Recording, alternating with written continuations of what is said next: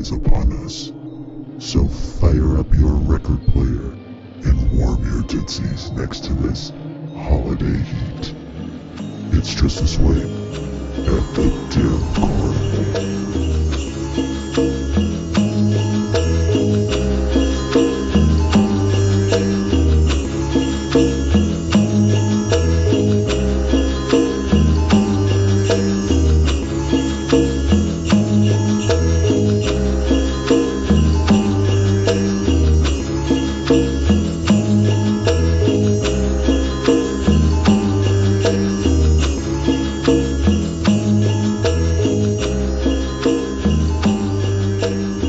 What's up, everybody? Welcome back to the Dim Carnival. I'm Bill. And I'm Steve. And I'm Ryan. This week, it's Christmas! It's not a week at all, it's Christmas Day. Merry Christmas, you guys! Merry Hanukkah to everybody on this festive Noel Joyeuse. So we are pleased to give it's not a surprise anymore because I ruined the surprise, but a bonus drop for everybody for your ear holes, especially if you're listening to it on Christmas Day. Maybe you've retrieved the packages from under the tree. Perhaps you're putting packages under the tree. I don't know your traditions. You better have a warm mug of something in your hands and some cushiness under your feet. Someone I know just told us about a tradition that's super fucked up, that when they were kids, like, the tree would be up, but they would, like, decorate the parents would decorate the tree on Christmas Eve after the kids went to bed, and so they wouldn't see the tree all decorated and lit up until Christmas morning.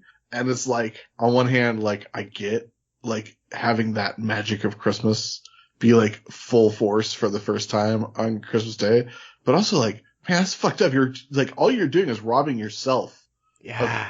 Of a minimum 2 weeks of Christmas. Are you sure that really happened to them, or they were just remembering their life as Christmas story? Yeah. Well, it's not exclusive to just them. I have heard of I know. There's a reason why that was a tradition. Cool. Anyway, it's messed up. Yeah. I mean, that's just like that. If you want to make a bunch of work for yourself as a parent. Yeah, but bringing out all the presents and shit, that's enough work. Yeah. Well, decorate the fucking tree. Decorating the trees up is my least favorite part. I love having the tree up. Tree goes up. I had my tree up since Thanksgiving. I fucking put the tree up, man. Get into the holiday spirit. You know, I actually never really cared much for Christmas, which is weird. As a kid, I was always Halloween, because my birthday's close to Halloween. Uh-huh. And Christmas, so, you know, I got presents on my birthday. So it was like presents was great, but I don't know. I always thought Christmas was kind of corny when I was a kid. I was like a weird kid. But now that I'm older, I think Christmas is the shit. I fucking love Christmas season. And speaking of Christmas being the shit, what we've got for everybody on Christmas is Holiday Heat. Well, Holiday Heat. Yeah, and we will listen to this album many times. Well, I did anyway.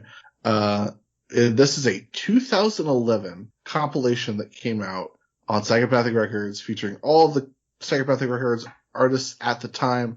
Some of these pulled from previous releases. Some of this we've discussed at length on all three ICP tracks on here, were pulled from existing stuff that we've already talked about. Talked about those three tracks before.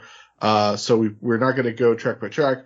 We're just going to talk about, you know, our highlights, lowlights. I mean, we might end up discussing every track, but it's not going to be a traditional thing. It's just for us to discuss Holiday Heat. So some of these tracks were pulled off of albums. So like I said, ICP, their Xmas EP is basically entirely on here. And then like there's a handful of Twisted tracks that are from a Twisted holiday album, like an existing holiday album. But yeah, we can go ahead and dive in. I didn't know really what to expect about this. There's not a lot of information out there about this. I didn't find a lot of information about it. There's no Wikipedia page for this. The Genius entries are just like existing. They only have the lyrics that were like appeared on other albums. None of the stuff that is exclusive to this CD is on the Genius lyrics. But Ryan, do you know anything more about this album? Nope, not a thing. Cool. Well, I mean, I know it's what you said. Like, it seems like, ICP's really good about putting out shit and having something coming out and doing something for every major holiday. And so they have different collections of Christmas music that they've put out over their whole career. This one's pretty good because it covers a lot of ground. It includes stuff from all the way back from Carnival Christmas, like in the 90s, up to recent Twisted stuff. Like you said, Twisted had a Christmas album, I guess, concurrent with this called A Cutthroat Christmas. Yeah. And like half the tracks that are on that record are on this one. Right. So there's a few different ones on there, but most of the same. So yeah, pretty interesting record. And I believe this is the most recent thing that we've listened to on this podcast. It's got apart from like the new, like when we went to the listening party for Fearless Fred Fury or whatever. Yeah, Steve and I talked about recent, like Psychopathic Records stuff. You guys talked about some scattered videos and stuff. Like we talked about. But that's pretty much constrained to like just Twisted and ICP. Yeah. Constrained in the membrane. Yeah, and I gotta say, man, I love ICP. I don't know what to expect going into a record. I expect it's gonna be at least mediocre. This shit was fucking good, man. There was a ton of great songs on this, and I was just blown away. Listened to it a lot. Yeah, this is such a good compilation album that I might like listen to this every holidays. Yeah, it's like gonna become a regular Christmas listen for me. It's a shockingly good album. It's a very good on the Psychopathic Records scale. Like it's transcendent almost on the Psychopathic Records compilation scale. And it's honestly a great holiday album. Yes. Right? It's great to just listen to. Yeah, there's just tracks on here that you could probably just put on with your family for more or less. It's 2020. I mean, yeah. Yeah, slapping that Spotify holiday, mix track playlist is the word for that. Yeah, so I've got some notes. I don't know if you guys have some notes, but the one thing I wanted to say off top is just talking about these like existing 3 ICP tracks that we've heard before: Santa's a Fat Bitch, Red Christmas, and Santa Killers.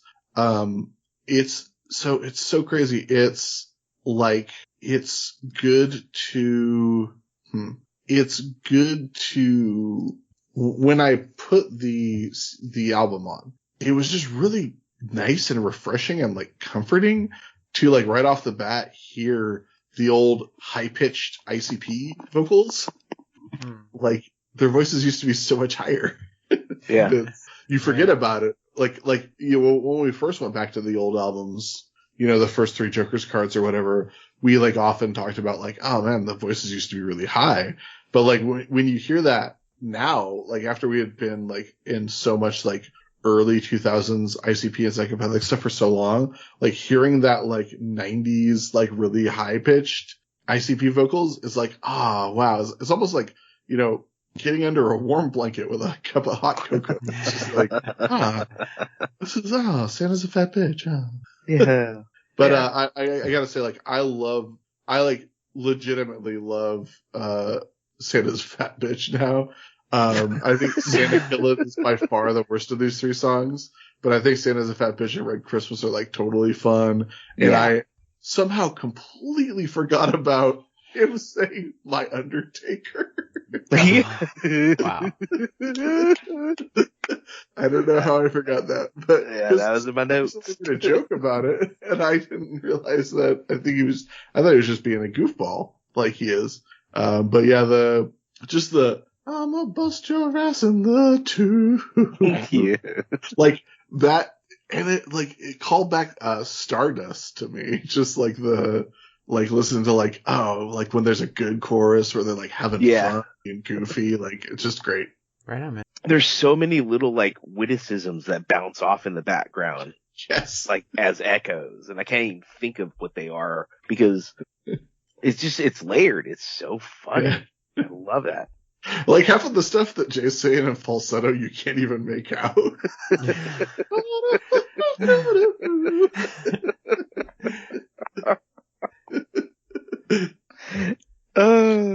I don't know if you guys had anything to say about any of those 3 tracks, or if I like totally fucked up the flow of everything by just lumping them all together. No, I'm glad you did, because to be honest, as much as I love this album, hearing those older songs, especially like you said, it's starting off with that.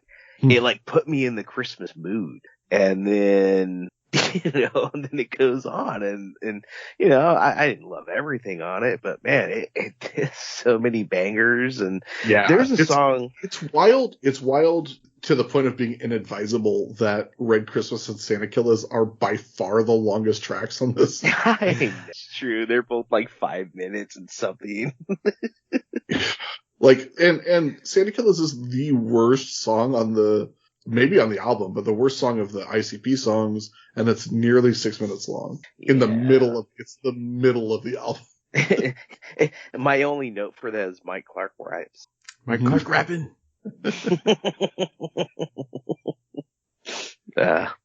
Who knew? Who knew he had so much animosity towards Santa? Yeah. So I don't know how I feel about this. I'm unsettled. I'm curious what you guys think. How do you feel like they balanced the themes? So Christmas, you have coming together, you have like friendship, family, thankfulness, right? Those are themes of traditional themes of Christmas songs. ICP, they always do this thing of flipping it and being like, my childhood sucked. I grew up poor. And so there's a lot of that those thematic elements in the songs as well. I'm curious how you guys think they balance that, and whether they, whether it got, if it was too much or whatever. You guys have opinion on that?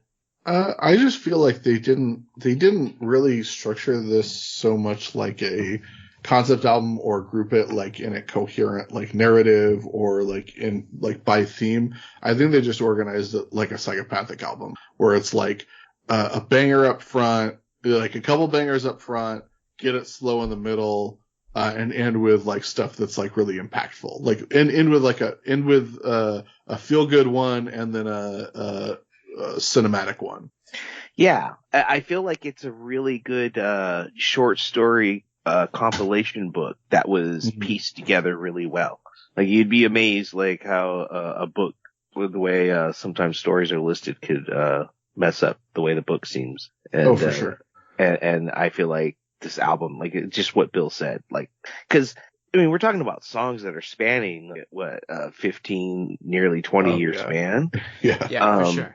And so there were times, especially in the older ones, there's a lot of songs about like, I'm poor and Santa Claus left me half a turd. Didn't even get a whole turd, half a turd. You got Shaggy talking about he's eating the coal because he's starving. So like that was one trope. And then it got kind of bloody in some of them. And then depending on who they are as characters throughout the album too, changes like the direction. So it's just, like Bill said, it's just a really fun way it was pieced together, where it like has these like moments, banger, banger, a little bit slow, Yeah. I guess that's where I was kind of settled on it personally, is that even though it's a compilation of, like you said, of tracks from all over this different eras, I felt like it's pretty well balanced. Absolutely. And it made it fun to listen to, and it made me feel kind of respectful that they could, various groups of people could churn out content and it could come together and not be really lopsided in theme or lopsided in tone, but actually be really balanced. And also like, just because of like how many people are on like so many different tracks, like they basically get everyone on the label in the first 4 tracks. By the time track 6 comes around, they've gotten everybody on there, but I think that that's kind of impressive. Like they made an effort to not only like make a balanced album that like flowed well and like was structured like a typical Psychopathic album, but also they were like, let's showcase people up front, because the first track is ICP, it has to be. Second track is Twisted but with Blaze. Third track is ICP but with Anybody Killa, and then they've got like the newest group. They had Axe Murder Boys, and then ICP, and then Psychopathic Writers, before it starts like repeating some of the same stuff again. And then Boondocks pops up later, and we'll talk about that in a bit. But I just thought that was like clever to be like, let's try and get as many people up front as we can without necessarily doing like a Dark Lotus or Psychopathic Rhinos song like up front. Yeah, I mean, going from Xmas List to Red Christmas to Riotous Holiday, it's like 3 completely different genres, 3 different eras, 3 different styles. But I have no problem with it. You know, when I'm listening, I'm like, I never heard any Axe Murder Boys before. This is the first Axe Murder Boys track we've listened to, and I believe this is the first thing we've ever listened to that has Boondocks on it. Yeah, I did not know who Boondocks. I did not recognize Boondocks' voice. We saw him in concert. I had no idea what he sounded like. Yeah, which is weird. But yeah, man, that Xmas List song. Every time I listened to it, I liked it more and more and more. And I had no idea that that's what they sounded like, or I don't know if that's representative of them. Yeah. What I have to say about tracks 3 and 4 is I think that neither of these tracks is a bad track. I think they're both totally solid, but I think that I Hate Santa Claus, which is ICP and Anybody Killa, and Xmas List, which is Axe Murder Boys, I think these are like maybe the 2 most forgettable tracks on the whole album. So one thing that I feel like I'm talking a lot, Steve, so you feel free to jump in, man. But, if I'm stepping over you, but I feel like I had a really hard time wanting to get into like the Christmas of the song and figure out what was the Christmas angle and how much that was hitting with me. And on some of them, it's very, very strong. Like it's the Christmas season now. And so I wanted to listen to Christmassy shit. But then there's also tracks on here that I think are really good songs, and I really dig the beat, and it doesn't have anything to do with a Christmassy feel or Christmas tone. And so that's how I feel about I Hate Santa Claus. I really like that track. The music is dope. I feel like it's a jam. I think it is dragged down a lot by a pretty bad chorus. Yeah, for sure. just ABK be like, Santa Claus, I hate you because. Those chanting chorus or whatever. Yeah, and I had for Jay's, like, the way it comes out of that chorus into Jay's verse is really awkward, but like it works. But so that feels like a hiccup, and then Jay goes into his first bar. And it doesn't rhyme. He ends it with Jim Beam, and it doesn't rhyme with whatever was the the word above that was supposed to make that rhyme. And so like that was jarring. So with the weird hiccup going into the verse and then him not rhyming, I was like, did they mess up and just didn't fix it? But they didn't. I know that's not true. It's actually really hard what they did, to be perfectly honest. That's a hard timing that he catches to start it right there. But then the verse gets really good after that. And that was what I didn't really care for that song because I didn't like the chorus, but I definitely like appreciated the rhymes and stuff. Yeah, I think I totally agree with what Ryan's saying. Like the music's great, the verses are great, it's fun, it's like a good Christmas theme. But like it just, to me, just because it was dragged down by that chorus, like it's just one of the more forgettable tracks on that. I agree. And, and I like the Axe Murder Boys thing. Like I honestly expected this to be worse because we haven't heard Axe Murder Boys before, and we don't really know much about them other than like some juggalos really didn't like them when they first got on the label. Like we got their first album coming up pretty soon in our chronology. So it got me really interested to hear more of them that isn't them doing like a gimmick song for a holiday compilation. And of course, like we're listening to this out of order. So like, who knows how deep into Axe Murder Boys, like, good stuff point. this actually is. But it, like Ryan was saying, like, it's a really good song. It's just, there was nothing about it that like really like hooked me deep like some of the other tracks on this album. But I'm definitely like, I'm more looking forward to like listening to their stuff than I was prior to listening to this compilation. Yeah, it gives a little bit of at the very least an expectation, you know? And they're just different enough from everything else on the album to like give you an idea of like what they're going to bring to the table. Mm-hmm. I think that we've gone far enough without talking about Decorate Your Christmas Tree. She looking at me like she wanna deck my hole. Deck my hole. Deck my hole. Struck the candy cane and lick my balls. Lick my balls. Lick my balls. Take your panties off and decorate your Christmas tree. Take your panties off and decorate your Christmas tree. Take your panties off and decorate your Christmas tree. I wasn't even gonna mention it, man. By the triple threat of Twisted and Plays You Dead Homie. This is this is a yet another example of Twisted going way too fucking hard. like this song slaps so fucking hard, and it's the stupidest fucking song about doing the sex. And it's so stupid, but I really like it. I think that I would like this song so much more if it didn't have the awful moaning interlude. So bad. But I it doesn't make sense even. You know, if it didn't have like the violent aspect of it to it, I think it would be fine. Cause I don't have a problem with people being raunchy and perverted. That's great, I think. But like, there's the lady gets scared. She's like, you're kind of scaring me, you know? Yeah. And he's like, well, I'm gonna smack you like a reindeer. Yeah. Like, Twisted always seems like in their more sexually overt songs, Twisted always seems to just drop like one or two things in where you're like, whoa, what the fuck? Like, it's just like there's a track on this album where he talks about titty fucking his sister.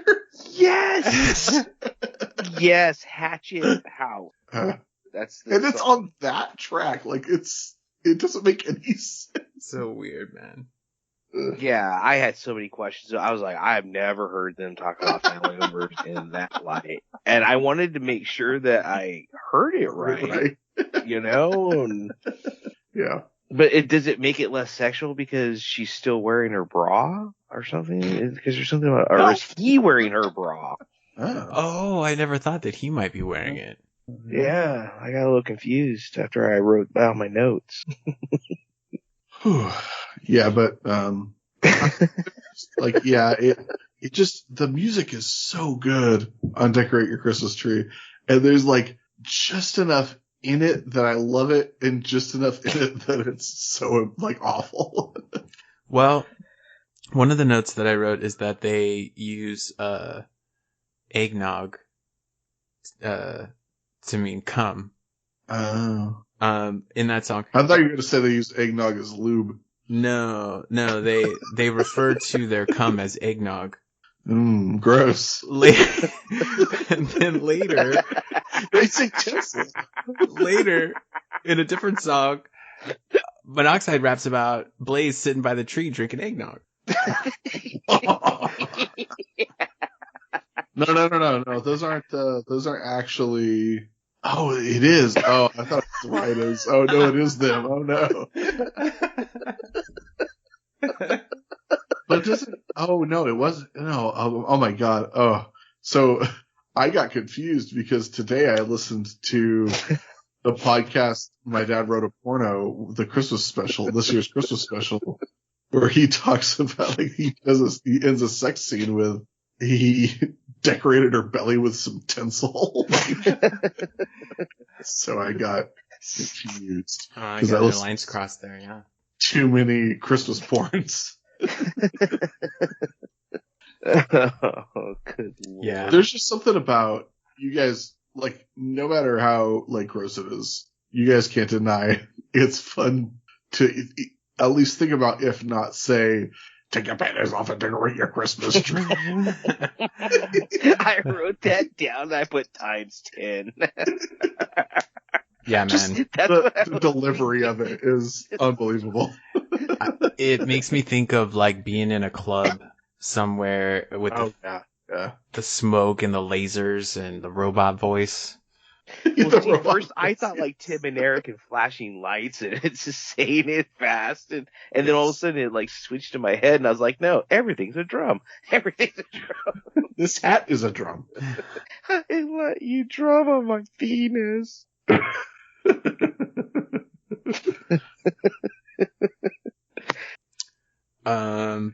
All right, we're about halfway through the album. We get to Ryder's Holiday. Riders don't celebrate the holiday. So all you ho can kiss the 12th day. I'ma rob you for your shit. I'ma rob you for your shit. I'ma rob you for your shit. And I don't care if it's Christmas. Riders don't celebrate the holiday. So all you Oh my god, it is impossible to take the music from Christmas in Hollis and make a bad song.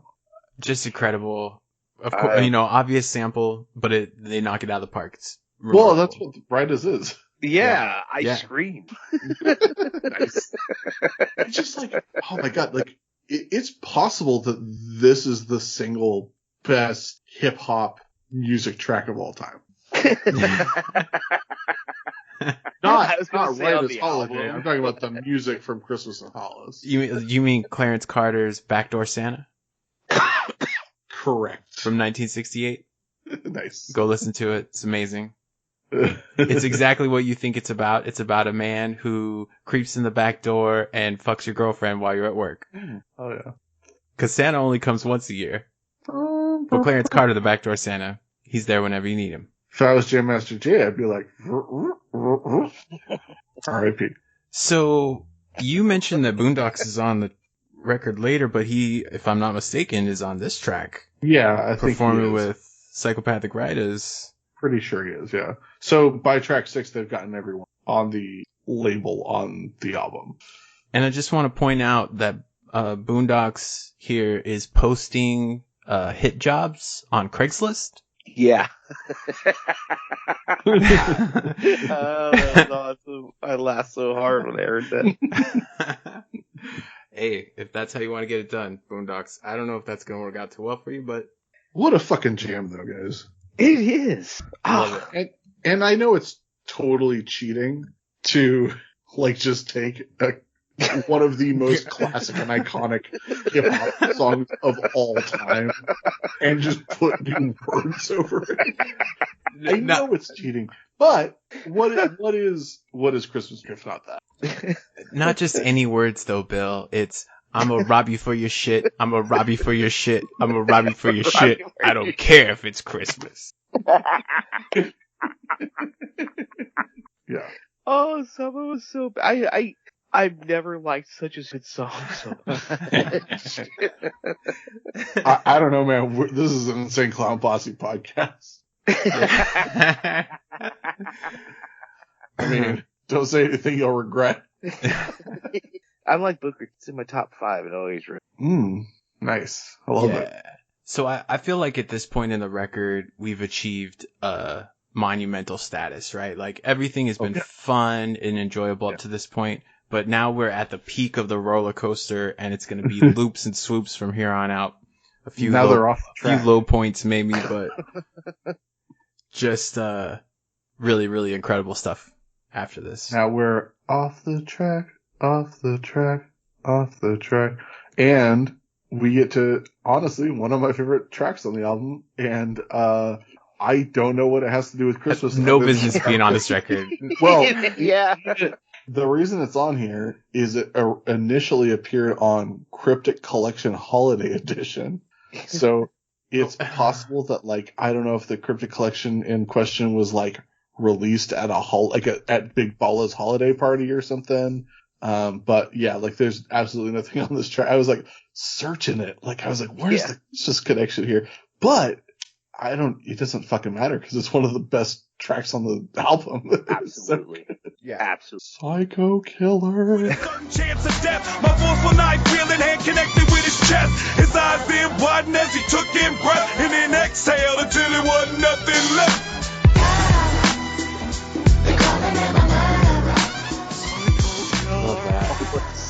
So good. And then at the end too, when he's like a cappella rapping, Jamie is, and then he cuts out his lyric for the Psycho Killer. So good. Yeah, it's great. It's just, we haven't talked about this song on the podcast before, right? No. Like, it sounded so familiar to me, and I was like, oh, did we cover this track? It's so good. So good. Murderer. They're calling me a murderer. Like, this is a good chorus. Like, this is how you do a fucking chorus, my friend. Yes. And it's so It's exactly what you said last time. don't have to They try. actually used music. Yeah, you don't have to try very hard. You just have to put a little melody in it, and you create a fucking all-timer hook. That's it. It's like 3 notes. It was so good. I listened to this song so many times. I was like, if I can make a playlist on my stupid thing that I'm using now, the YouTube thing, this song is going to be on it. Yeah. So. Just, and then, but also my notes with question mark. Yeah. I wrote exactly the same thing. Christmas. It's Die Hard. It's the Die Hard on this album. Yes. He just happens to be Psycho Christmas Killer lights up. takes place during Christmas, Right? But it's never mentioned. It's one of my favorite things. So good. And then, of course, 6 minutes of Santa Kill Us to really bring us down, really ground the album, because you can't get it too high. You got to bring it down a little bit. And then we get one of the better skits that we've gotten. And this appears on Twisted's A Cutthroat Christmas. There is a series of skits on A Cutthroat Christmas featuring what is known as the Bambino Boys. And you get this crooner who sounds like a baby angel singing my favorite things, and it's great. I'm so sad that it cut off. I'm also really sad that he started talking about sex and got all creepy, because he couldn't even in a 1-minute song not say some creepy sex shit, because he was doing a great job before that.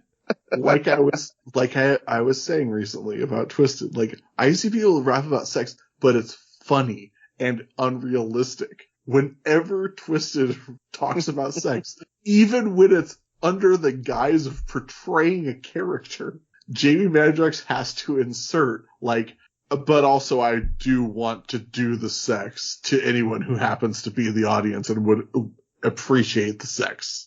It's me, and later we can do it.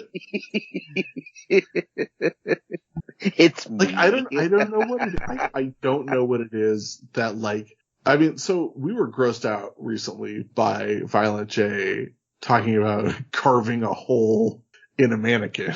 Mm-hmm. Like, that creeped us out on a Twisted track. But I don't know what it is that, like, Violent J and Shaggy 2 Dope can say these really ridiculous things, but, like, when and we, like, laugh about it or think it's, like, cool or whatever, but when Jamie, and it's always Jamie, it's never it's like rarely Monoxide, but, like, when Twisted says something weird in a song, it comes off creepy and not funny. And I don't know what the difference is. I feel like the impression here is pretty good, as a caricature. And my favorite part is, so I just love how Monoxide's character is hyping him up. But his attitude is like, no, it's no big deal. Like, everything's all right. But right. I just really love that dynamic. Like, they obviously have great chemistry, these two. Sometimes when I listen to this skit, I think it's Jamie doing all the voices. But yes, you are correct. Yeah, really great. But my favorite thing that Jamie says is, no, I can hear it. I just love it. Turn him up. And then he starts humming or whatever, and Monoxide says he's making his own beat. It's so good. It's really charming. Love it. Yeah, it's one of the better skits. Yeah. And then we go to. Oh, sorry, Steve. Did you want to say anything else about that? Oh no, I'm good, man. About the Bambino Boys. And then we go to Anybody Killa taking a classic rap song and turning it into Kill Santa Man. And I was like racking my brain the first couple times I listened to this. I was like, who fucking originally does How I Could Just Kill a Man? And I finally had to look it up, and I was like, fuck, of course, it's Cypress Hill. So it's Cypress Hill. And I watched the video for How I Could Just Kill a Man.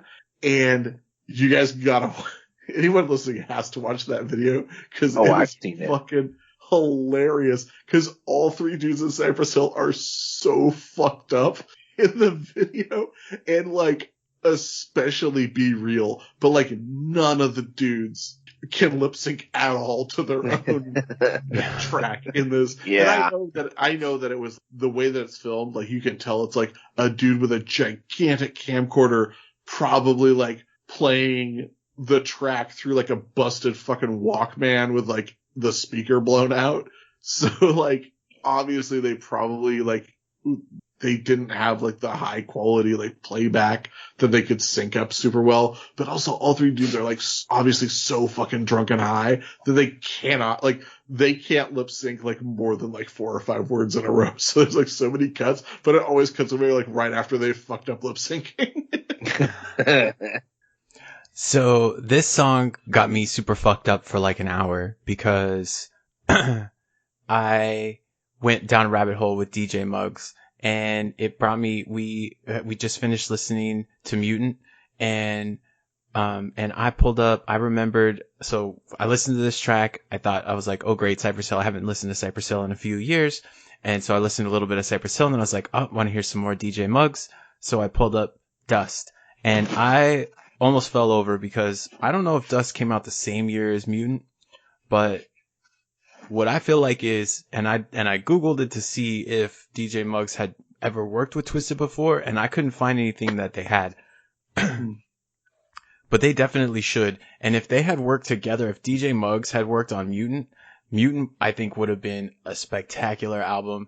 And if you guys haven't listened to Dust, I recommend you go check it out. It's completely different from probably what you would expect to hear from DJ Muggs if you're familiar with Cypress Hill, exclusively. But if you recall, Ryan, members of Cypress Hill played prior to Juggalo Day in LA. Yeah. Power Flow. Yeah. Yeah, I know that they like float around in the same, space, and Twisted was just recently on, I don't know, within the last year or two, was on Be Real's YouTube show. I think it's a YouTube show where they smoke weed in a car and in a green screen room. Yeah. So I haven't seen that episode, so I don't know if they talked about it, but I just feel like that is a match made in heaven. Those guys got to hook up and do something together. I think it'd be great. I think it's funny that like if you go to any like Cypress Hill or Cypress Hill member Wikipedia page, on all of them it says Associated Acts Cottonmouth Kings, because like it's so funny that like clearly everyone in the like literally everyone in the hip hop community does smoke weed, but the weed hip hop bands like always are like, oh, we gotta do a lot of shit together. Yep. Well, there's a reason for that, Phil. Because they love weed. Brings everybody together. I feel like this is a great music choice and it goes really well together. This is like the third ABK and ICP track about killing Santa Claus, but I'm okay with it. But what I had written down was like, I don't know, like there's something that makes like all the sense in the world for Anybody Killa to be laid over a Cypress Hill track, and it like is so perfect. Yeah, it sounds great. Yes. That's it's just his style, man. Like he could be the fourth member of Cypress Hill, like. Now it was funny. We've listened to, how many Psychopathic Writer albums now, and they're always using songs from other bands, and I never know what a song is. You guys always have to say what it is. I mean, there may be 1 or 2 songs out of all those songs we've done that are like, I recognize that. On this album, there's at least like all 3 songs, or so, literally like, oh my God, that's blah, blah, blah. Wow. And I did that with this. When I heard this, I was like, Well, I think the difference is that I feel like on Psychopathic Writers albums, for the most part, they really try to make the beat that they're using, the music track that they're using, as different from the original track as possible, to their credit. Like, or like they turn it on its head or something. Cause like I like for fucking years had no idea that one of the writers songs that I loved was Shaggy's It Wasn't Me. Like I had no idea, just because it was like such a different track that they made out of it. But here they're like Riotous Holiday is Christmas of Hollis Queens. Like there's no mistaking what that music is. Yeah. And How I Could Just Kill a Man, they turn into How I Could Kill Santa Man. And then the other one is just Gin and Juice. Or as Genius would call it, juice and gin. Guys, The side note on Waiting on Christmas Gifts is this is a cover of Snoop Dogg's Juice and Gin. And we gon' blow a house with him. G's up, hold on, I got Santa Claus high as shit. Sitting by the tree, sipping eggnog, waiting on Christmas gifts. Eggnog. With my mind on my presents and my presents on my mind. That's incredible. Not as incredible as this track. This is one So of the best songs that I've ever heard in my entire life. Like, just full stop. Yes. It's 100%. It's an A+ with a red star grade. Amazing cover. And everybody just completely represents. This song is fucking outstanding. Yeah. Waiting on Christmas Gifts. And it has, it's not a Rose track somehow. It's Twisted, Blaze, Violent J, and then Sin from Zug Island. Yeah. Yeah, Sin's on a couple of tracks. Yeah, he's on these two tracks 11 and 12. I gotta say, my favorite part is when Blaze gets gifted a fruitcake from Violent J. And he's like, hey man, alright. Okay, cool. It's so good. It's so fun. It's so completely wholesome apart from, Blaze drinking cum. Eggnog. My mind on my presence and my friend. And it's funny because it's like, it's so fucking cheesy and corny and stupid, but god damn, it works so well because they're all so earnest about it. Turn off the lights and close the door. But for what? Santa Claus, ho! It's so dope. Yeah, it's so good. It makes me think of like when I first learned about Weird Al Yankovic in like 5th grade, and me and my friends would try to write songs like for songs that were popular on the radio. We would write new lyrics and try to be funny, Yeah. And so yeah, it just made me feel nostalgic. That was great. Yeah, so good. I have to say, my little roommate, I was really proud today because I'm always like teaching her how to change words of songs that she sings, and usually change them to poop, fart, and pee. Oh yeah, got it. And so I walked into the kitchen, and she was singing to her mom in her high chair. She's like, "Oh, McDonald had a poop," and then she just started laughing hysterically, and I was very proud. Good job. Right. Good job. And that's basically what Psychopathic Records does. And that's what Christmas is. Yeah. And that's how the Christ child was born. Poop. So I feel like from here on out is a real up and down. Because we got a sad Christmas song. Well, that they wanted to get in the record. Well, I'm saying they want to get this song on here for some fucking reason. And so they smashed it between two of the funniest, lovingest, huggiest songs, feel goodness songs on the whole record, Yeah, I think that's why they did it, because it's like Sad Christmas Song and Silent Night, like you can't put those two back to back because they're such downers, but you gotta put them towards the back of the record. Right. So I think that this is really the only way they could have done it. Especially if you're trying to spread out people, like you can't.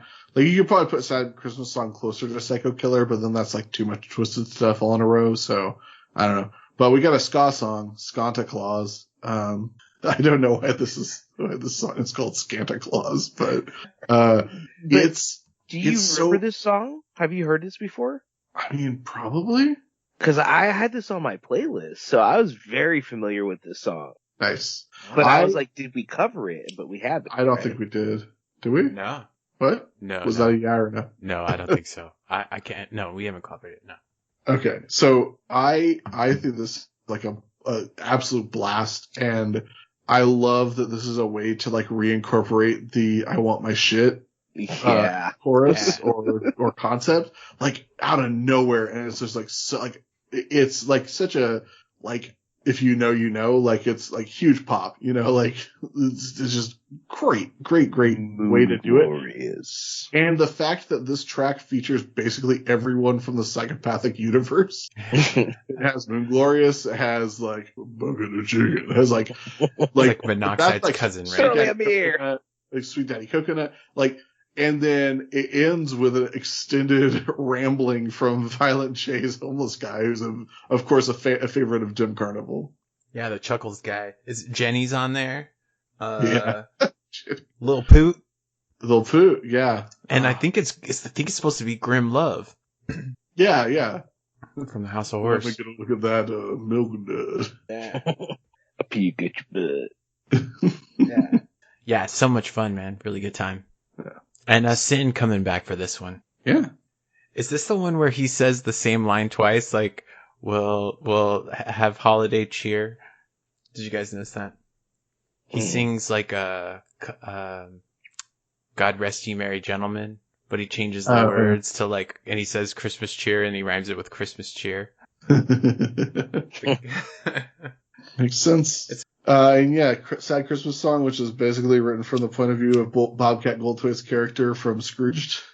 If only. I wish I had thought of that, because then I might have listened to it more than once. But man, what a fucking downer. I skipped it every time. What did you listen to this on? I listened to it on YouTube. Because I listened to it on YouTube as well, but it was the upload that everything was in one video. Oh, no, I did it separate tracks. Okay. I'll have to do it that way. Because it was a little tricky to listen to. Alright, so Hatchet House is great. Apart from Jamie P. and Weirdo. Bills that come barreling in. We jump up and blow their mouth out. Can't stop this family love at the Hatchet House. Happy holidays is easy to say when there's no hills of bells stacked all in your way. This is like the Juggalo family. I guess they all live in the same house together in this fantasy. Or maybe they literally did. I don't know. I don't think they ever did, but maybe it's the Lotus Pod. Or whatever. Psychopathic Records is their Hatchet House. I don't know, but this is what happens when people stop being polite, Ryan, and start celebrating Christmas. It sounds like when you start doing laundry. What's that called? Cooperative living. Squatters' records. Communal, yeah. Communal. Yeah, your commune. Right. Commune. Yeah, you don't have to pay any bills. You don't, it's all part of you gotta have sex with the cult leader. That's how. Yeah, I thought they were very clearly trying to evoke like a trap house or whatever, like Hamsterdam, like they live together in the Hatchet House. Where they hang lights off each other's titties. Yes. I liked it. That's all I have to say about it. Yeah, I laughed. I had the notes about the boob titty thing. That was weird, but yeah. I wrote, it's a good, fun time. I thought it was funny that Jay says he thinks Santa Claus is a pedophile. That was kind of funny. Yeah.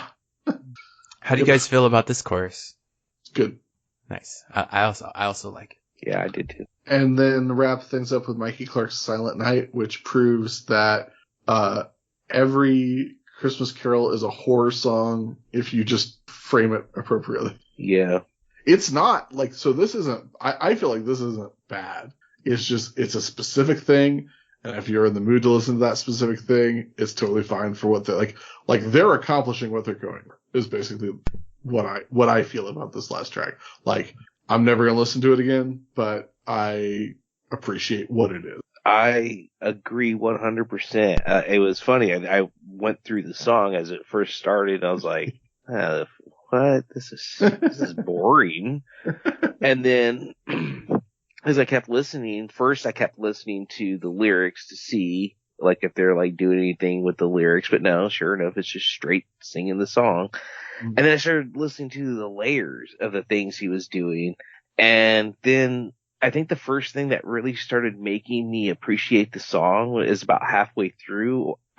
It clicked in my head. I was like, I bet you he had a fuck ton of fun making this song. Like, this song must have been so fun to make. And it started making me think about how easy, I mean, we're all musicians. We've written songs. It's fun making music. That's part of why they do this, you know? That's true. And then it made me appreciate it a lot more. And so, still, it was boring, but I did appreciate it. And what I really, like, took away from it, what I thought was great is, not only is this just like a Christmas song, but it's a religious song. You know, it's very distinct about being about Jesus' birth and all this. And they don't change the lyrics, but just by changing the way the sound of the music goes and whoever's doing the vocals for it made it sacrilegious without literally changing a word. And I thought that's what I want. Yeah. Yeah, I thought it was really effective. Like someone realized, like Mike realized, like, oh, this is a kind of a sinister song. If you just like look at like what the song is, it's kind of sinister. So like I'm gonna make it sinister, and that was fun. Yeah, like I feel like it's something to listen to. It's not something that I want to hear on a record with this other stuff, but it's something to listen to. So if you think of it as like a bonus download or something, sweet. Still. Yeah, for sure. All right. I'm really happy that you guys had that same opinion with that, to be honest, because I thought like maybe you guys were going to kind of shit on me for kind of coming over with that. No, It's really awesome to hear you guys agree. Well, I sort of knew that you would like it. I didn't for the first minute. Well, I've been thinking about Mikey Clark the last few weeks, and actually, mostly because I've been re-listening to some of the earlier episodes, so I'm going back and adding music. I was afraid to use music when we first started because I guess copyright law or whatever. And then we did the boing thing for a really long time, which got annoying. So I'm going back and I'm adding little music clips and I get to hear our old music and stuff. And so listening to, Ringmaster and Gong and us kind of speculating where that comes from, like, it's obviously Mikey Clark. And somebody commented on one of those old episodes, can't wait to get to Bang Pow Boom, because there's a lot of Gong samples on there. The whole album's produced by Mikey Clark, you know. And so that all leads me to, like, I've been listening to this year, in 2020, I listened to almost exclusively, like, new psychedelic rock, this band, Naxatraz, from Greece. And then I've been listening to, for like the last 3 months, this synthwave band called Perturbator, French band. And so I've never gave half a shit about electronic music ever. I've been like, fuck electronic music my whole life. And, I don't know, man, this band Perturbator, like, super into it. So anyways, having listened to, for the bulk of this year, listening to like progressive psychedelic rock and synthwave, like electronic music, it makes me listen to music in a different way. And when this song came on, I went straight into that, like, analysis mode that I guess I feel like I get into when I listen to psychedelic music or electronic music. And like you were saying, Steve, picking apart the layers and figuring out all the different sounds that Mike's programming, you know, and all the different things that he wants you to hear. That's the thing that I think is cool about listening to that type of music. So I dug it, but that's like a thing that you get high, you know, and like sit down and listen to some spacey shit and think about it for 20 minutes, you know. Not the same vibe, I'm saying, as when I'm going to listen to the rest of this holiday record, but something that I really appreciate. That's super, super cool. Yeah, there's a ton going on in the track. Steve, did you watch the shoot interview or not? Which shoot interview? On the Patreon hosted by Chris Hansen. So the guy, did you catch it? Yeah. You watched that shoot interview? Yeah. From October? So, yeah. Yeah. So, yeah, I just recently watched it, and the stuff they were saying about Mike was pretty interesting and fun. Yeah. Like, obviously, they love that guy a lot, and it's just, like, circumstances of, like, why they're not working with him all the time. Of, like, he just got so much going on, and, like, sometimes he can be a flake just because of, like, not, like, on purpose, but just because of, like, everything that's going on with him, and also, like, he's often making way too much money with Kid Rock to, you know, go work with ICP, for a month or whatever. But how accurate, like, do you guys believe Violent J's version of Kid Rock taking their hit? Yeah. Okay. To some extent, for sure. I think there's some truth there. Yeah. I mean, I'd like to hear Mike verify that story, but like, I think that's pretty funny. I also think that it's great. What makes that story more believable, and it's just, and you know, it might just be just like, this is how Violent J operates all the time, just because like he has a specific way of looking at his own music career.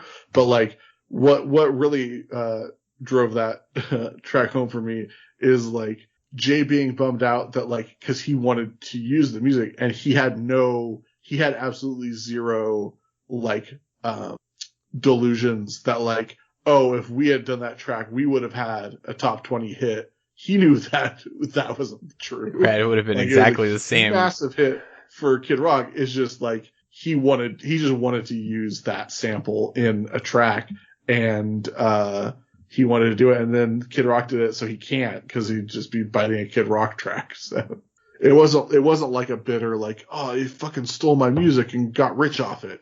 It was just like, that sucked because I wanted to use that song, but oh well. Yeah. Now Mike's rich because of it. Right. Mike's like, yeah, Mike is telling him that he stole it or that he didn't know or whatever, but really, you know, Mike's like, this is dope. You're going to make $1 million off this. $1 billion. Yeah. $1 billion. Yeah. Anything else to say about the album, guys? Just a really great, unexpected treat, holiday treat, they should call it. So fun, and so much of this is going to be like stuff I listen to probably a lot of holidays going forward. Like I'm glad we on a whim decided to do this. I hope y'all listening enjoyed the bonus episode. It was a lot of fun for us, like probably more fun than we thought it was going to be. Yeah, just really unexpectedly great, and a great way to celebrate the season. Well, I guess you guys aren't going to add anything, so I was just going to say that it made me in the mood for Christmas and gave me holiday cheer, and wasn't necessarily expecting that. Absolutely. I hope all of you listening out there had great holidays or are having great holidays, and are happy that this lousy year is coming to an end. But yeah, thanks to everyone as always for listening. We really appreciate you. And send us an email at dimcarnival@gmail.com. Check us out on Instagram and Twitter and on YouTube. And until next time, I'm Bill. I'm Steve. And I'm Ryan. Now, take all our panties off. Decorate our Christmas tree.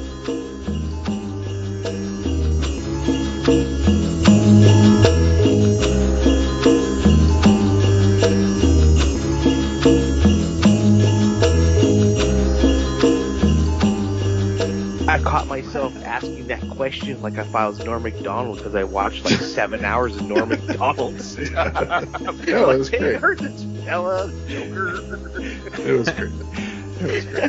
No, not that one. This one's got 2 R's. Yeah. So, fella calling himself the Joker. You hear about this Joker? You hear about this Joker? Plus, I was on the train with a hobo. Susie wants to make Juggalos great again. I didn't know they were bad.